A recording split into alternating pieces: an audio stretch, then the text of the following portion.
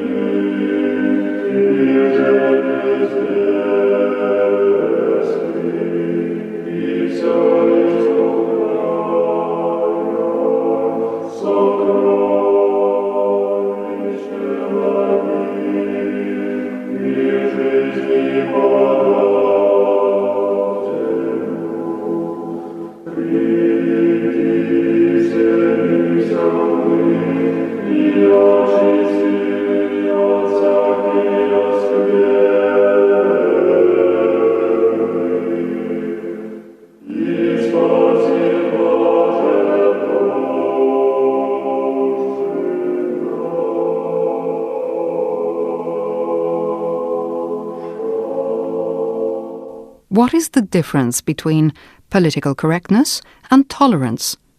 This question was recently addressed to Metropolitan Cyril Gundyaev, head of the Foreign Relations Department of Moscow Patriarchy, in a television program, The Pastor's Word. Today we would like to offer you his reply to this question, a question that people often ask themselves these days. Эта тема важна по многим причинам. И в первую очередь потому, что сегодня со ссылкой на политкорректность часто допускается... This theme is important for a number of reasons. Firstly, because today we witness a situation when pleading political correctness, people commit actions that are prone with dire consequences. Consequences that could be threatening for the life of society, the state, the life of the church. However, if we try and delve into the actual meaning of the word, the notion in itself is a most positive one. Correctness, tact, subtlety, and, in the political sphere, political correctness. A politically correct individual does not commit actions or pronounce words that might violate the peaceful flow of human life. You ask if it is connected with the notion of tolerance, and might it not simply be a synonym for tolerance? Indeed, these two concepts are rather close. Tolerance, likewise, presupposes a certain self-imposed restriction in the name of common good. We would like all people to live in conformity with our own ideas of how one ought to live. Yet it is quite obvious that if each person insists that everyone else lives just the same way they do, and thinks like they do, and if this person puts in a great deal of energy, effort, and compulsion to enforce this, the lives of other people shall become hell. All because each one of us has our own ideas regarding how to live, our own understanding of what is more important and what is less. For example, if someone in the family insists that everything be done exactly as he or she wants it, and actually tries to enforce this, there will hardly be any peace within the family. And so, political correctness, or in other words, the ability not to enter conflict with others, an ability to accept self-containment for the purpose of achieving balanced and reasonable relations with others, is, of course, a most positive concept. А вот почему же в последнее время все чаще и чаще слово политкорректность мы воспринимаем как термин негативный? Well, why is it then that over recent times we have been hearing ever more frequently the words political correctness applied as a negative expression? There are certain reasons for this. The fact is, quite often the life of society is based on certain standards, cliché perceptions of life, stereotypes that are injected in people's minds quite purposefully and consciously. The older generation remembers how in Soviet times there were special so-called social ideals, stereotypes and clichés that were offered to people, and each and everyone had to accept these without questioning them. What was in effect then was not political correctness, not tolerance, but obedience. One was obliged to act only in full accordance with the rules enforced from above. Today, no one offers or enforces their stereotypes and clichés with such severity. Moreover, in so-called democratic countries, they never get tired of stressing the fact that their citizens are free to live in line with their own choices and decisions. However, if you look more closely, you will discover that even in the most free countries, there exist certain public ideals formulated on the basis of quite specific philosophy, that is, political philosophy. Thus, a special system of values is elaborated and clichés and stereotypes on life are formulated. And if a person fails to observe all these throughout their lifetime, then they become extremely vulnerable, straying away from the main current. If one follows such a path, it is fraught with great threats and dangers. And people in the so-called free countries are perfectly aware of this. So, in order to combine the idea of democracy and freedom with the idea of obedience, they introduce a concept of political correctness. People take into account the dominating interests. People take into account the importance and necessity of following stereotypes and clichés that already exist. A sense of self-preservation or perhaps some other sentiments come into action, but in any case, formulating one's behavior pattern in conformity with these standards and clichés is called political correctness. To some extent, such a system of behavior is justified, once again, in the conditions of a so-called pluralistic society. However, could there not be some common values, principles, which all should share? Of course, there can. And no doubt about that. So, where is the danger? The danger lies in the fact that, at times, these common clichés and principles enter a conflict with the traditions which a person was brought up in. So that is when these clichés, stereotypes and principles enter conflict with religious convictions of people, their faith, their moral values, and that is when an inner protest stirs within people. In such cases, the very notion of political correctness is perceived by people as a kind of betrayal of one's convictions, as a certain inadmissible compromise. It is vitally important today to take into consideration the fact that we live in so-called pluralistic societies, where there is a diversity of interests, cultures, religions. And this factor of pluralism shall only swell and accrue. Borders are thrown open, communication means are improved.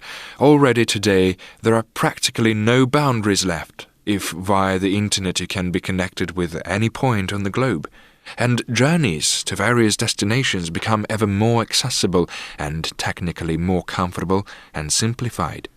Of course, this is followed up by the migration of people, and together with them, ideas, religious convictions, traditions, not to mention capitals and technologies. We are entering a period when we indeed need to learn to live in these multinational and multi-confessional societies. Есть ли какой-нибудь рецепт, как нам все это сочетать и гармонизировать? Но с одной стороны, совершенно очевидно, что нужно учитывать мнение других, принимать во внимание важность сохранения человеческой свободы. Но с другой стороны, ведь Is there any recipe for harmonizing and combining all this? On the one hand, it's quite obvious that we need to bear in mind the opinions of others, taking into account the importance of preserving people's freedom. On the other hand, there is a need for some common values. Thus, the Russian Orthodox Church today speaks forth to the whole world about what should become the values that bring together and cement society. This unifying, shared anchor should be none other than moral principles, which are, luckily, shared by all of the human race to a greater extent. No matter how hard some non-religious scientists and philosophers tried to prove the existence of diverse moral systems, this is not so. A person's life is founded on the same common moral principles, which, indeed, may be interpreted and perceived under varying angles, with diverse accents being stressed. However, the commandment, "Thou shalt not kill," is common for all cultures, just as the commandments, "Thou shalt not steal," and "Thou shalt not commit adultery." Thus, the moral affinity of people should be that principal anchor. If we bring together this moral responsibility of people with their freedom, readiness to accept self-containment, so that all could live together in harmony and friendship, not as independent atoms, but as a common system named human society, then we shall manage to overcome intercultural conflicts. And there will be no war of civilizations, because all civilizations shall be based on the same moral principles and values. And why? Well, because that is how God created man. And this moral uniformity among people is rooted in our very nature.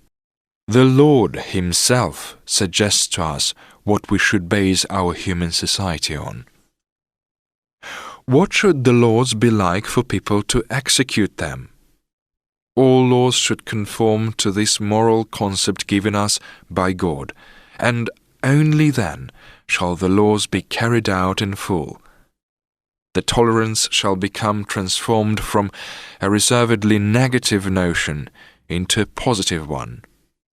And perhaps, at some moment, tolerance shall give way to love. For is not that what the Lord calls us for? It is not tolerance that should regulate people's relations, but love. Love should be the law of life within family, society, and nations. Many might well perceive this as but an unfeasible dream. Indeed, so it might seem in the face of all that is presently happening in the world. But it is the Lord who gave us this dream, and for us it is not only an abstract dream, it is a goal, a purpose. It is the Lord's summons. It is the law of existence, and only by following it can we preserve human civilization. All that the Lord gave people in commandments is vitally important, not only for their happiness and well-being, but for their very existence. You were listening to Metropolitan Cyril Gundyaev, head of the Department of Foreign Relations of the Moscow Patriarchy, responding to a question from a TV viewer regarding the difference between political correctness and tolerance.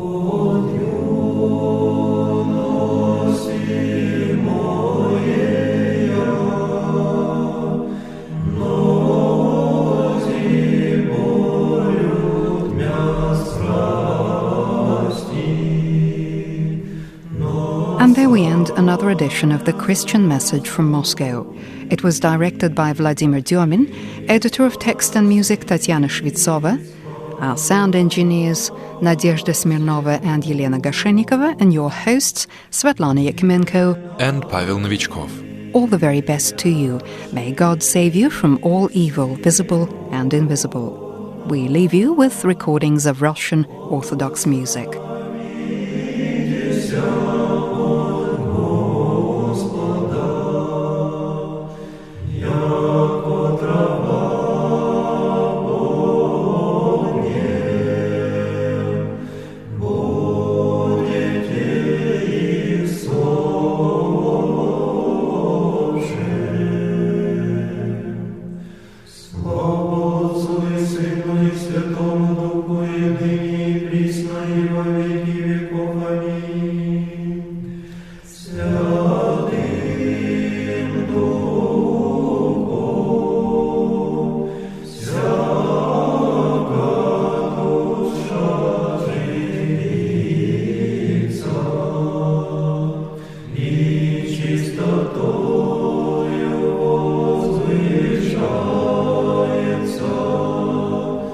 Светлеется Троический